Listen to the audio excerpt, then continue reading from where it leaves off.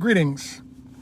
We're doing a channel check at Tyson's Corner, McLean, Virginia, July 1, 2020, to see sort of the before-after on production.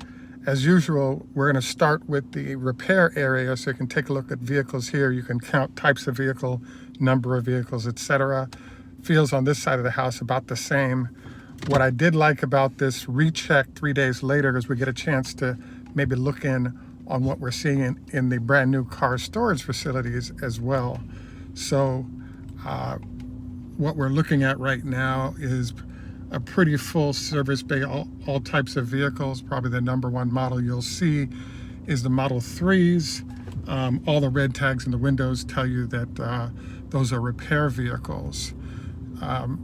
It's interesting because every time I come, there's always sort of new information to glean from what's going on.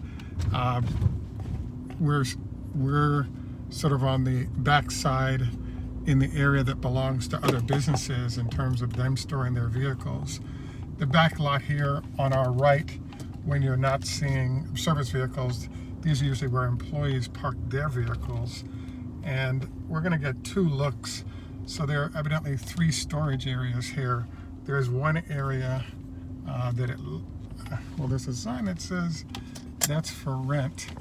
I'm going to jump out of the car right here because you get a chance to look around inside the storage facility.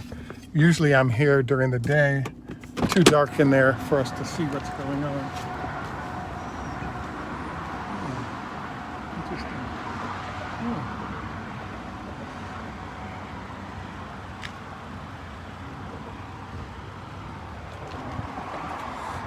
So in general, what we're seeing there is a bunch of brand new cars. I actually saw an X on the end here that's actually another repair.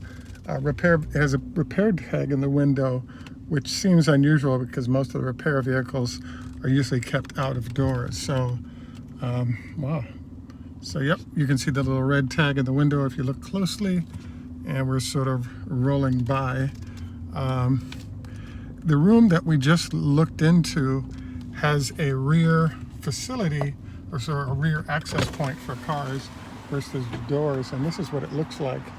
I'm a bit surprised because from what I can see, there are a number of Ys still available, which seems kind of strange given how heavily in demand they are.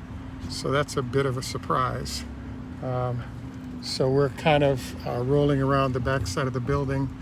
Another interesting thing here is this is a room we usually do not have access to during the day because we would likely get shooed away.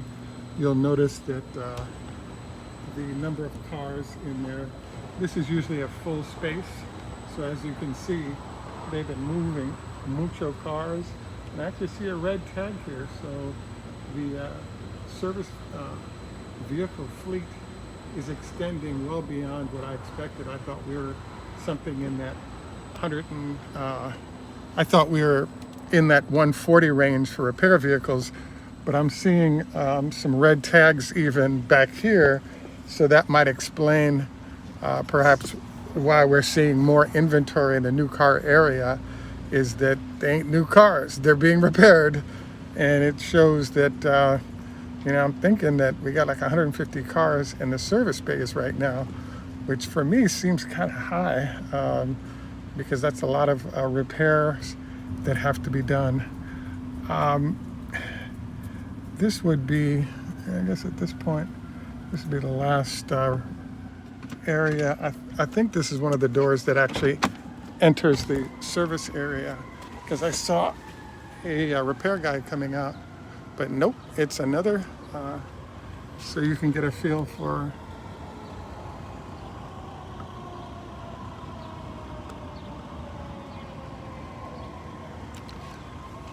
I have to say I'm a little surprised at the number of brand new Ys that I'm seeing right now. That seems kind of high to me because that's the focal vehicle that's brand new that everyone wants and that's being sold the most. So I'd have to say that that's actually a very big surprise, but you got to look in the window there and saw what was happening. Yes, inventory is light. From full, I'd say we're between 30 and 40% of the inventory here. A nice color here for the Y performance. We can see the red calipers that delineate that. So I'm always intrigued because I come here a lot. The building isn't moving very much, but you'd have to say that it's definitely interesting, educational to see what's going on. At any rate, I think that's about it for now. For our tour, what I want to do is pull over after we get a chance to roll the front of the building and kind of get a quick look at what's going on here. And then we'll sort of stop and take some time to sort of gather ourselves a little bit before exiting. It was nice to get in here before it got too dark, and therefore we could look around without a lot of traffic from locals as well as folks that work for Tesla shooing us away, if you will. So, what kind of information can we glean from what we just saw? Number one, I thought this sucker would be picked clean. If you're selling 100 cars a day and you only have 220, 225 to sell, a little bit strange to see, probably maybe some new cars came in, that's a possibility, but from what I can see or I'm hearing, they're light on inventory because they're just building production again. But the Model Y count at a glance there looked like about 20 cars, maybe 30. The Model 3, based on your being able to look in the space as well, we have to deduct a few that were repair vehicles that were being housed indoors. So it looks like, 20-ish Model Ys, definitely 30, maybe 40 Model 3s. And then we have X's and S's as well that's in that new fleet that's been cleaned up and prepared for customers that are coming in. One of the challenges of not being able to ask people indoors kind of what's going on is the fact that you can collect data in terms of like how many cars are on the ground, how many cars are in the storage facility, etc. But in general, it's kind of hard to definitively say anything hardcore other than what you see with your eyes. The biggest thing I would say that's happening right now is my expectation when I came by for this quick follow-up on the numbers was to have an empty building, and the building's not empty, so that's or darn near empty.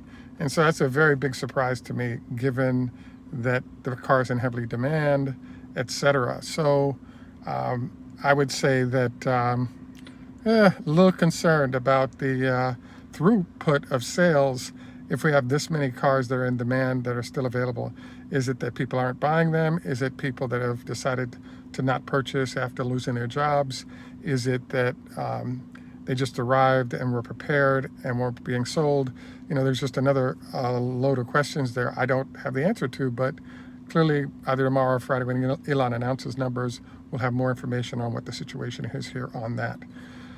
The other things I wanted to cover today is just a review of what happened on the trading day. Congratulations to those of you who took my advice and went for the 1150s for next week. Obviously, you made some good money on that, particularly if you sold in the 1130s prior to it pull back into the 1110s and 1120s. I still think there's room to run on this, especially if the numbers come in stronger. I also wanted to reference you to a Yahoo article referencing info from a analyst who's suggesting that China's production numbers and sales are above expectations, allowing Tesla to fill in the numbers nicely without worrying about the US.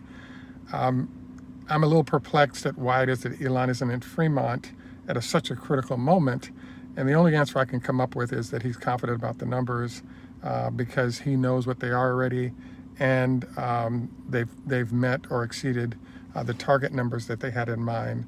So therefore, the S&P delivery that's anticipated is a done deal. So this is great. So those are sort of a couple of items that are jumping off right now. I think that where we're at right now is an exciting time for the company. If it's in the S&P, we're expecting, even though we've had almost a 200-point run since the mid-90s, I would say that we're in the zone right now. I think 1,200-ish is about a full valuation relative to the S&P entry.